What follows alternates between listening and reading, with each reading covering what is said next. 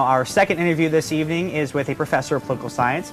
Kelly Shaw joins us in studio, and we'd like to welcome you to our studios, of course, tonight. Thank you. Great to be here. And I'm actually in one of your classes right now. It's a campaigning class. We just got done with our campaigning simulation, and a lot of political voices in that class, a lot of vocal people, one of which will be on the show later. But what have you been hearing from your students so far about the way that they vote, or at least the energy you've seen from your students? That's a great question, Andrew. You know, the first day of class, we divided the class into two different groups to run our mock simulation that we just wrapped up here in this very studio on Friday morning. And I had 66 students in there at that time, and I had 32 students go to the Republican side and 34 go to the Democratic side. I think that adds up to 66. But anyway, it really shows how split and divided students are now. Had we done that 4 years ago, in 2008, it would have been about 60-40 or even worse in terms of for the Republicans. But we have seen students and people your age move back to the right a little bit after some of the excitement in 2008. We've been hearing a whole lot about the national election. What's your take on local Iowa elections, more specifically the Ames elections? Well, you know, it's real fun to watch from a political science perspective. A friend of mine tweeted on Facebook. I don't know if you can tweet and do Facebook at the same time, but she did, and called this our prom night. So as pathetic as that sounds, us political scientists get excited about that type of stuff. You know, in terms of the local election, there's a lot of dynamics going on. Not only do we have the retention vote on Justice Wiggins, but we also have two very close races, what would appear to be two very close races here in the 3rd and 4th district in the state. And of course the Vilsack-King race here in Ames, and then the Latham race down the corner with Congressman Boswell, who have been condensed because of us losing one of our congressional seats. So from a political science perspective, you know, this is really exciting times. Now, there's actually a student running in a very local election. Stephen Quest, he was in our class, and probably in a couple other year classes. Have you ever really heard of an active in-session student running for an office and maybe even potentially having some success with that? Yeah, you know, I haven't, Andrew, and it's neat to see students engaged. You know, it used to be that we didn't see that 18 to 24, 18 to even 29 demographic vote very much and participate in politics, and now not only do we have people running television shows and participating and voting at record numbers. Of course, that helped President Obama in 2008. It looks like it's helping him again this year in 2012. But it is exciting to see young people engaged. And I've been teaching in the political science classroom since, boy, I hate to admit this, since about 1995. And I have had just a handful of students run. Usually they run on third tickets, where, of course, as you learned in class this semester, usually don't have much of a chance to win. But yes, it is certainly exciting to see that engagement from young folks in campaigns. I'm curious to hear how some of your colleagues have been, you know, what some of their comments have been about the election. You know, that's funny. It's a great question. Lisa, right? Yes. Lisa, that's a great question. You know, as political science professors, we try to remain neutral. You know, we don't want to give all the Democrats D's and F's and all the Republicans A's or vice versa. I'm kidding about that, of course. But we do talk about politics somewhat. Usually we will keep our ideologies and our beliefs to ourselves within the classroom, but frequently then when we're amongst our peers, we'll have some interesting conversations, certainly about that. You know, the political science department here at Iowa State is very engaged at the local level with Dr. Schmidt, all the way up to manning the Harkin Institute here on campus, which is a public policy institute, and all points in between. And so we're quite engaged in the political process. And as you might imagine, we do have some pretty good ideological discussions on the 5th floor of Ross Hall. Now, you mentioned earlier that there's been an increase in young people turning out to vote.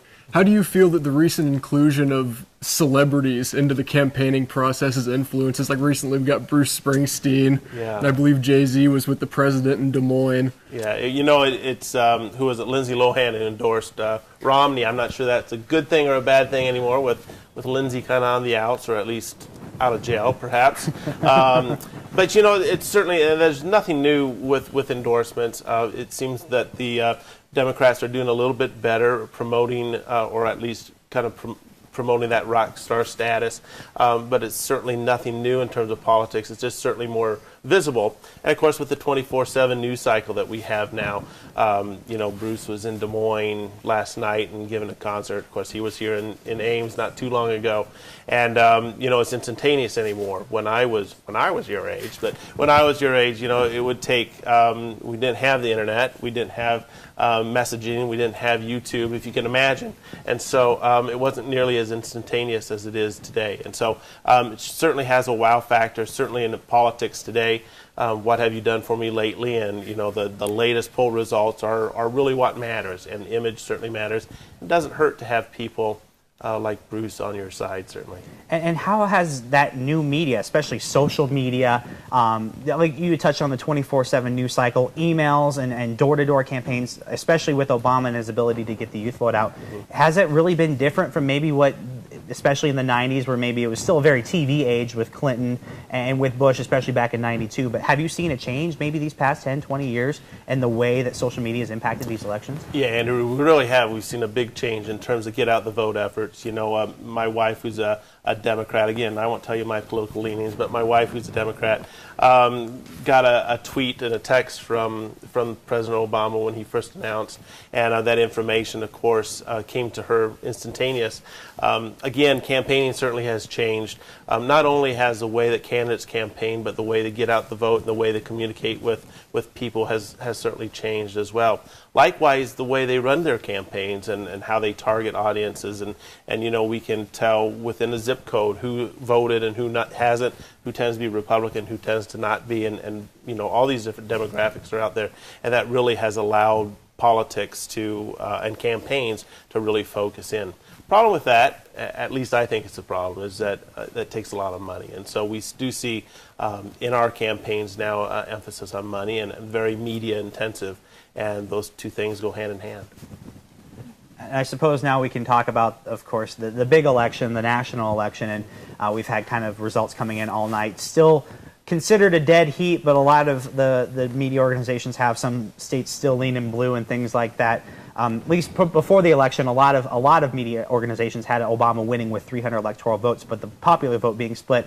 What do you know so far? Maybe you have some inside information, of course, about the way that things were going, at least coming up to the event tonight. Coming into tonight, I think it was always going to be a close popularity test, but perhaps not so close in terms of the Electoral College, and that looks like what is coming out. We've got currently Governor Romney leading in terms of the popular vote, but President Obama doing very well in a number of states that we projected him to be doing well in, and even in some states that had been projected to go red or to go Romney are following within the Obama camp. So I think President Obama probably will finish around 300.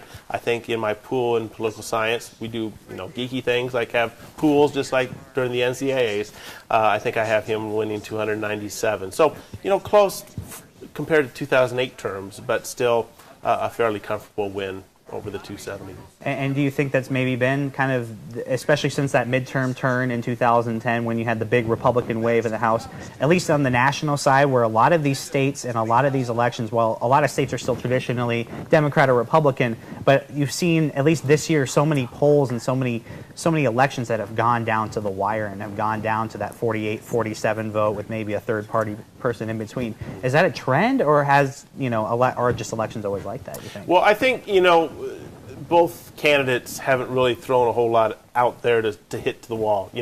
The Romney camp always complained that Obama really hasn't campaigned on anything that he's going to do the next 4 years, but really focused on the negativity ads, focused on Mitt Romney and his tendency to ship jobs overseas and whatnot. Likewise, Romney has really focused on the negativity and the track record that Obama, and particularly the first 2 years, as you mentioned, of Congress had, and how that has risen our debt. So, this campaign has been overwhelmingly negative. And I think anytime you have people who are kind of wishy-washy on a candidate, that their opinions are going to be fairly fickle. And as a result, we do have people who are easily persuaded by Bruce or rock stars or what have you. So certainly fun to watch.